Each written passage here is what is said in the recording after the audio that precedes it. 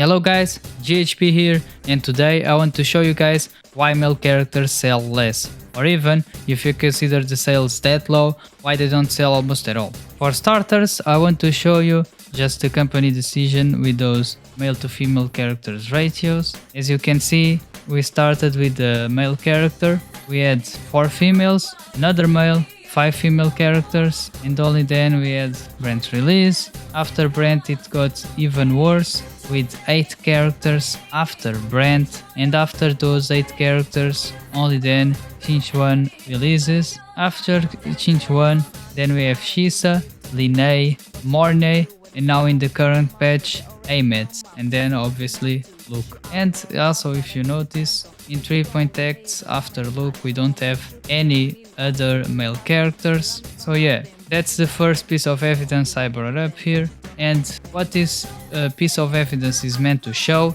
is that the company, with all the reports from Tencent and all that, and what this piece of evidence is meant to show is that as we know, the company knows how to make money, and from that knowledge they basically insert their expectations on their audience and their profits in the game, and with those expectations comes releasing less male characters and making more female characters because they're more profitable. And now let's get over from the theory crafting and go for the actual evidence for this video, and also giving a bit of a spoiler here. In the second half we'll actually talk about why these sales are so low, as we'll see right now. The second piece of evidence that I would like to bring up here is revenue. Now, I know that a lot of you guys don't like the gacha revenue website, but since we're comparing stuff within the website itself, the problems get mitigated, and those problems are assuming that this is the old revenue game, stuff like that. And also the source is Sensor Tower. That's why I chose this website, because to be honest, I'm not paying for Sensor Tower. I'm sorry guys, I'm broke, so yeah, I'm going to be honest. But hey, for starters, let's show you the total. The months with male plus female characters plus Shang Liao included in the male characters. The total of the male characters is 140 million, and for the female side, including the anniversary, it's basically 303 million. And as you could see, the female side is a bit higher overall. But then we can also look at the male plus female total, but without including Shang Liao, it takes a small dip to 129 million. And now for the female side, without including the anniversary, it's 216 million and a half. So as you can see, a much bigger dip in the total revenue. But after that, we can also look at the averages, which is even more important than the total. So the averages for Shang Liao on the male plus female side, it's 23 million, and for the female side including anniversary is just 20 million. So yeah, and you can see this trend also happening in No Shang Liao, which is almost 26 million, and on the female side we have 18 million without including the anniversary. And at first I was a bit confused because the male average is higher, which is a bit strange, but if you actually look into it, why this happens, you realize that it's most likely because you're basically hitting 2 audiences at the same time, and also male players just have money lying around for a patch, spare money that they have, and instead of dividing by 2 characters in the patch, spend it all in one, or just a higher quantity overall. It need to be all of it. And then you also have the female players that for their male characters are also spending a bit of money, even if it's a bit less, but that still results in a higher average, lower revenue in total. Why?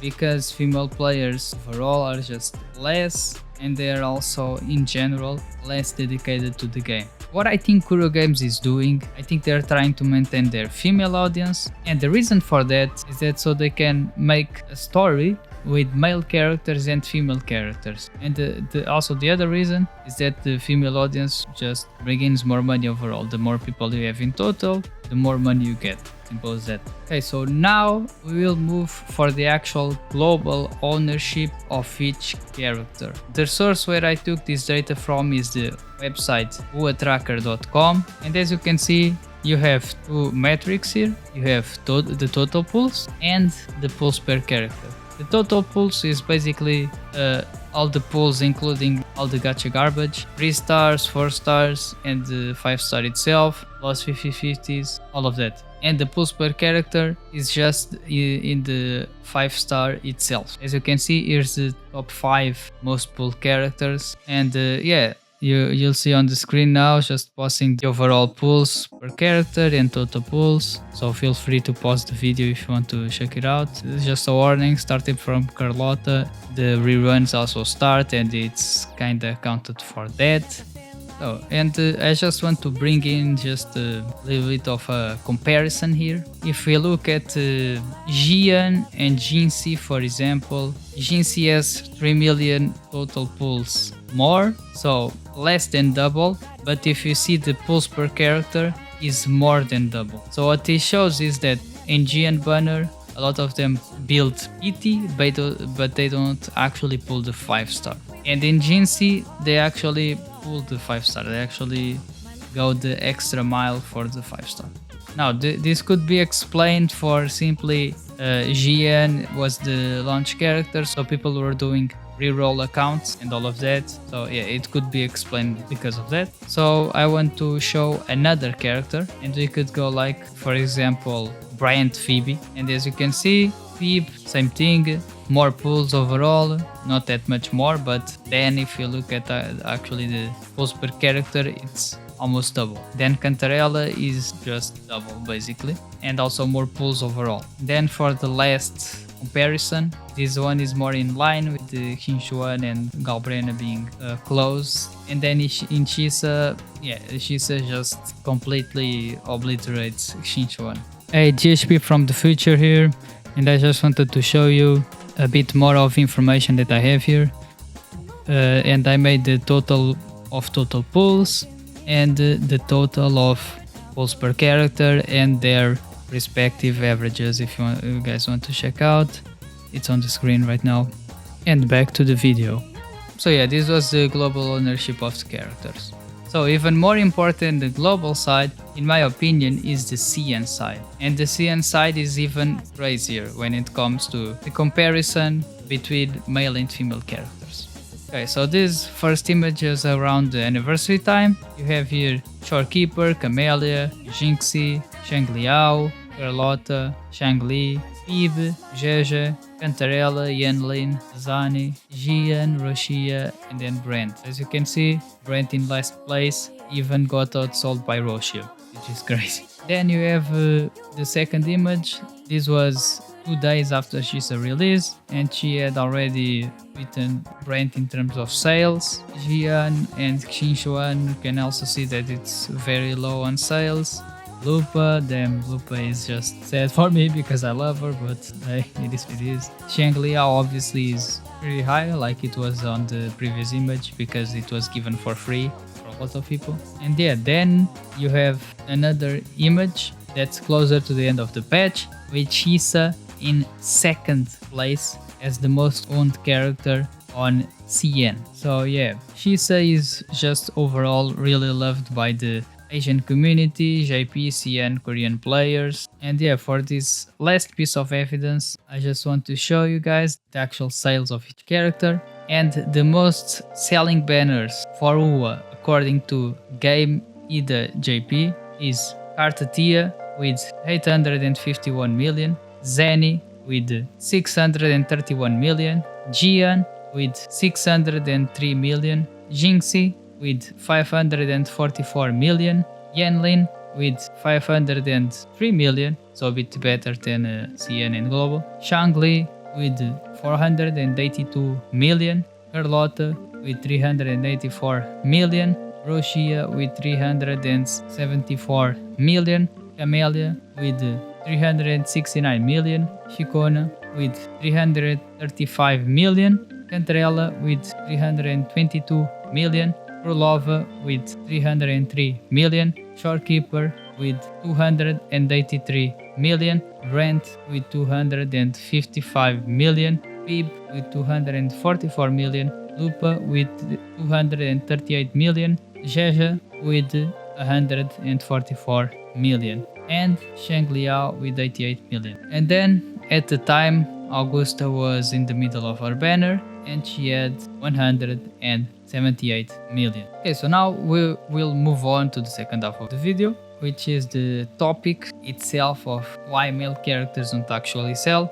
So the first reason why I think male characters sell less is just because of the female audience in this game is just overall smaller. So that's the first thing, okay? And why is this audience smaller? The female audience is smaller basically because women just like to play other games besides RPG. They prefer to play games like Stardew Valley, which is a banger in my opinion, Animal Crossing even more than Stardew Valley, and then other type of games like Candy Crush, which is like kind of a puzzle game. Everyone knows what Candy Crush is anyways. So yeah, that's actually the reason why they don't sell as much. And people can say, oh, but I saw an article that there's a lot of women gamers. Most of those gamers are either mobile gamers or just single moms playing Candy Crush. And ironically, those actually are the biggest gamer audience in the market out there, just in sheer numbers. So yeah, if you want to make a game with a huge audience just in numbers, make a game like Candy Crush full of microtransactions and stuff like that. Yeah, that's about it. Males in general, what they play is just more RPGs, Souls games, JRPGs. I played Persona, for example. For a lot of people, Wuthering Waves is the Dark Souls of gacha, which is true, not because Wuthering Waves is super difficult, it's just because it's the closest thing in the gacha space, or at least it was until the launch of Where Winds Meet, which a lot of people don't really consider a gacha, but yeah, it comes down to you if you consider it a gacha. So some of you guys may be wondering, but hey, on Twitter posts, I see a bunch of views, a bunch of likes, a bunch of engagements. So that argument doesn't really make sense, because you would think since that those posts get a ton of likes, that would mean that male characters would sell more. But unfortunately, that's just not the truth. You could see in the best-selling banners and stuff like that. And the reason why this happens is because there's a lot of interest in male characters, but that actually doesn't really translate to sales. The issue is that doesn't translate into sales necessarily, and it doesn't because people will like the post, but they won't re-download the game. They just want to do the content sometimes for the currency, to pull the character, stuff like that. Yeah, so in Instagram is even more annoying. Like if you go to Instagram and you go to especially around the release of the game, you would see like a bunch of women asking, oh, where's Brent? Asking, oh, where's Scar? We want gasoline, stuff like that. Especially Scar, because why? I don't think a lot of them were like paying attention to the story, and they didn't went to the far enough in the story to find out who Gasoline is. So they saw Scar and they were like, oh, I need Scar. But then they don't enter the game and, pull for the male characters, and most importantly, they don't spend money. Male characters. We males overall have that waifu mentality of, oh, this is my favorite waifu, so I'll pull 7 copies of her, 6 or 7 copies of her, 6, 7. And the final reason why female players don't pull for male characters is because they don't care as much about meta. So they don't feel as pressured to spend money. For example, if you pull Gian, you would want like a Yuno, for example, in your team, right? To have the best team possible and the Shikona, right? But yeah, a lot of them probably just spend the bare minimum. So they settle down for a Mortefi and a Shorekeeper, right? Because I don't know if you know, Shikona with her weapon is better for Gian, and it's just the best team for Gian overall. So yeah, they would just pull for the bare minimum with the Mortefi and the Shorekeeper of Reno. Yeah, so overall, women play less this game since they don't care as much for the meta as male players, even though I know some people that don't care about the meta at all, but me personally I care, and I know other people that do. What this means basically for male characters, all of this, is that their sales just get completely cooked and completely nuked to the ground, and yeah, it's crazy, man. Even Brand got outsold by Russia, especially in CN side. So yeah, a lot of females quit because of this, because they just don't, some of them don't see enough male characters to keep up with the game or to justify keeping up with the game. And what happens is that they just quit, which in turn translates it into even less male characters being done, because over time they will sell less. At least until they make a male character for the male audience, a cool guy, whatever. And before some of you go to the comments and say, oh, but Love and Deep Space sells very well, and yeah, games, I know games that sell male characters, and HSR sells male characters, whatever. Love and Deep Space is a mobile game, more of a mobile game than Wuthering Waves. It's a vertical game, and it has an auto battler, so that makes a lot of difference. You remember when I said they don't care about meta in Wuthering Waves? It's the same shit for other game. And HSR, they basically have the same shit. They also have autoplay, and yeah, the game just plays for you. And because of that, you don't have to have as much knowledge for the characters and their kits. So yeah. And also another discussion that I had recently was that it takes a lot more effort for a female player to like a male character, and this came from a woman. Okay, so yeah, she's just brutally honest, and I completely agree. So yeah, guys, that's about it. I hope you guys liked it. I'll be farming this again after we get the numbers for Luuk, and yeah, I'll see you guys in the next one, and bye.